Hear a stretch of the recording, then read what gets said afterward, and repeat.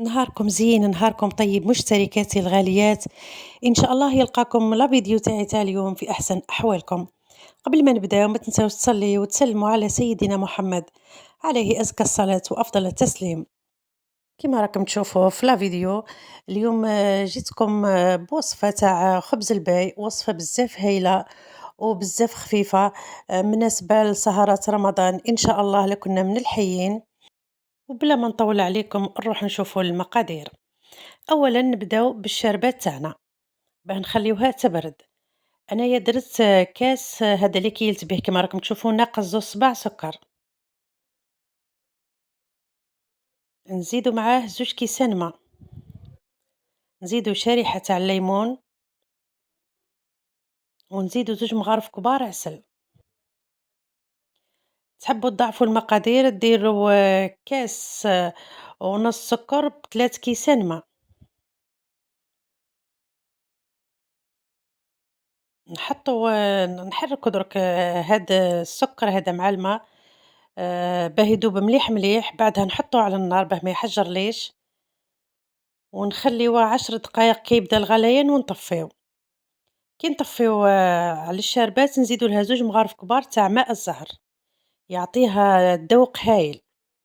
في غيسيبيون درت كيلة تاع البيض كيما راكم تشوفوا جاتني 3 بيضات، نزيدو معاها كيلة رشة ملح، بعدها نزيدو نضربو شوية بالباتور،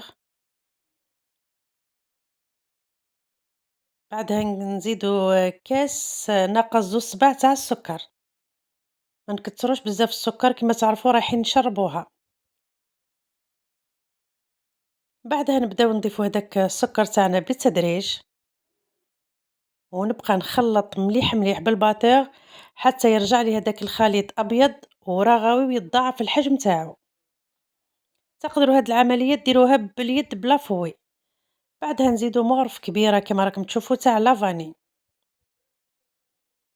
ونبقاو نخلطوا. شوفوا كيفاه تضاعف لي الحجم هداك تاع البيض مع السكر، يعطينا خبز بزاف خفيف وبزاف هايل. بعدها نزيدو نجيبو كيلة تاع كيما نقولوا هاليدام، خليط بين الزيت ولا مارغرين. درت نص كاس زيت والنص المتبقي درتو مارغرين دايبة. نبقى نضيف بالتدريج ثاني ونخلطو باه يتجانس الخليط تاعنا. بعدها نضيفو مبشور 2 حبات تاع القارص، يعطيها ذوق بزاف هايل.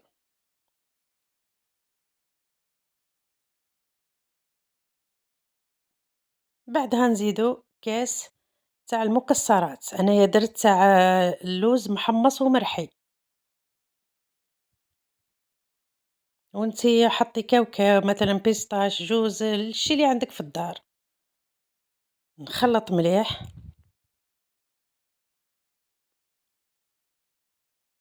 بعدها نضيفو كاس تاع لا شابليغ تاني محمص ومرحي. ما تستعملوش هذاك اللي مش محمص، استعملوا حمصوه وبعدها رحيوه، يعطيكم تاني ذوق بزاف هايل.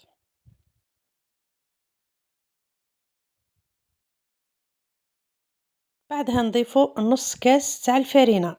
كما راكم تشوفوا انا استعملت نفس الكيل، تكيلي بنفس الكيله اللي تحكميها في الاول. لا شتا ديري بفنجان تاع قهوه تكملي بيه.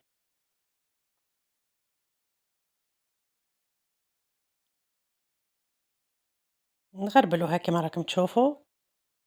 بعدها نزيدو نضيفو كاس تاع خميرة الحلويات. بالمقابل الفرن تاعي كنت سخنته على 180 درجة، والوقت تاع الطياب يديلك حوالي 25 دقيقة. والله صدقوني هاد الوصفة بزاف هايلة، جربوها ورجعوا لي. شوفوا القوام اللي تحصلنا عليه تاع هاد خبز الباي.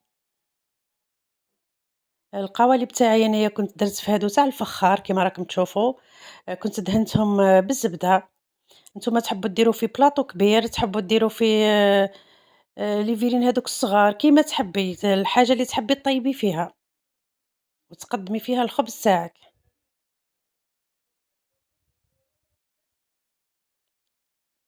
نعمّروا القوالب كيما راكم تشوفوا، ما نعمّروهاش بزاف نديروها للنُص برك، كيما تعرفوا رايحة الزيت تخمر،